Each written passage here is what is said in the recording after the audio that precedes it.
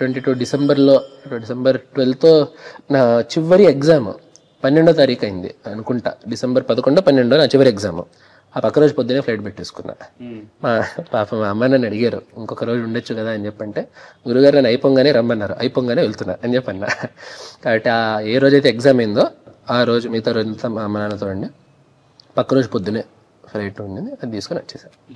వచ్చిన తర్వాత అంటే అక్కడ మీరు అధ్యయనం ఏదైనా అంటే గురువు గారి జగద్గురువుల వారి దగ్గరే, జగద్గురువుల దగ్గర సన్నిధానం, జగద్గురు శ్రీ విధుశేఖర భారతి మహాస్వామి వారి దగ్గరే శాస్త్రాధ్యయనం చేసే భాగ్యాన్ని వారు ప్రసాదించారు. వారి దగ్గర తర్క ప్రకరణాలు, అలాగే మీమాంస ప్రకరణం, ముఖ్యంగా వేదాంత శాస్త్రం. అంటే అప్పటివరకే నాకు శాస్త్రంలో ప్రవేశ గ్రంథాలు కొన్ని అయి ఉన్నాయి. నేను ఆన్లైన్ కూడా, అంటే ఈ కాలేజీలో ముఖ్యంగా ఉన్నప్పుడు ఆన్లైన్లో విద్వాంసుల దగ్గర శాస్త్ర పాఠాన్ని చెప్పించుకున్నాను. బ్రహ్మశ్రీ వెంపటి కుటుంబ శాస్త్రి గారి దగ్గర కొన్ని వేదాంత ప్రకరణాలు చెప్పించుకున్నాను. అలాగే దర్శనాలంకార బ్రహ్మశ్రీ విశ్వనాథ గోపాలకృష్ణ శాస్త్రి గారి దగ్గర ముఖ్యంగా తర్కంలో ఆ ప్రారంభ గ్రంథాలు, తర్కారంభం వారి దగ్గర అయింది.